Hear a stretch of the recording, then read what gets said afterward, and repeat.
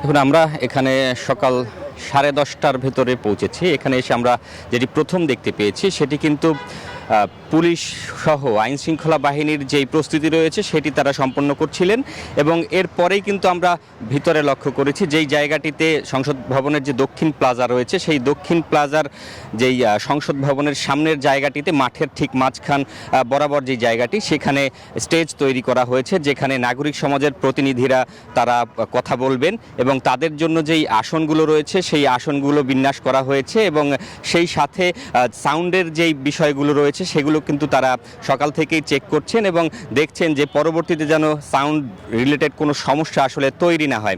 আরেকটি বিষয় বলে রাখতে চাই, এই শোকসভাকে কেন্দ্র করে কিন্তু সকাল থেকেই আইন শৃঙ্খলা বাহিনীর তৎপরতা দেখেছি আমরা। র্যাব, পুলিশ, বিজিবি সহ এখানে আরও পুলিশের কিছু বিশেষায়িত বাহিনীর কিন্তু দায়িত্ব পালন করছে। তারা এই জায়গাটি পর্যবেক্ষণ করছেন যেন এখানে যেহেতু মানুষের সমাগম হবে সেক্ষেত্রে কোনো ধরনের অপ্রীতিকর পরিস্থিতি তৈরি যেন না হয় সেটি তারা দেখাশোনা করবেন। এবং সেই সাথে আজকে কিন্তু এখানে এই যে খালেদা জিয়াকে কেন্দ্র করে যেই আজকের এই শোকসভা, সেই শোকসভায় কিন্তু তার যে পরিবারের সদস্যরা রয়েছেন, তারেক রহমান সহ তার স্ত্রী এবং সন্তানরা, তারাও কিন্তু এখানে উপস্থিত থাকবেন। তবে একটি বিষয় জানিয়ে রাখতে চাই, এখানে নেতাকর্মীদের সেই ভিড়টি কিন্তু আসলে আমরা হয়তো দেখতে পাবো না, কারণ এখানে কিন্তু রাজনৈতিক কোনো শোকসভা আয়োজন করা হয়নি বা রাজনৈতিক কোনো এটি সভা নয়। সেক্ষেত্রে এখানে রাজনৈতিক নেতাদের আমন্ত্রণ জানানো হলেও সেখানে কিন্তু রাজনৈতিক যে কর্মীরা রয়েছে তাদের সেই সমাগম সেভাবে উপস্থিত থাকবে না হয়তোবা, যেটি আয়োজকদের পক্ষ থেকে বলা হয়েছে। এখানে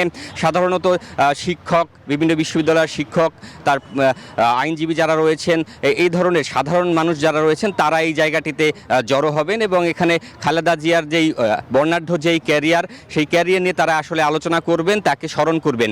তবে পুলিশের পক্ষ থেকে আমরা যেটি জানতে পেরেছি, এখানে সকাল থেকেই কিন্তু গণমাধ্যম কর্মী সহ বিভিন্ন সংগঠনের মানুষ এখানে এসেছেন, কিন্তু কাউকেই কিন্তু ভেতরে প্রবেশ করতে দেয়া হয়নি। কারণ হচ্ছে এখানকার যেই সিকিউরিটি ব্যবস্থা রয়েছে সেটি যেন পরবর্তীতে কোনো ধরনের সমস্যা তৈরি না হয় এবং ভেতরে মানুষ যেন যাচ্ছে তাইভাবে মানুষ যেন ভেতরে প্রবেশ করতে না পারে, সেটি তারা জায়গাটি এজন্য সংরক্ষিত রেখেছেন। এবং এরপর এই ছিল আসলে সংসদ ভবনের দক্ষিণ প্লাজা থেকে শোকসভার সব শেষ। তবে পরবর্তীতে আমরা আরও বিস্তারিত জানাতে পারবো।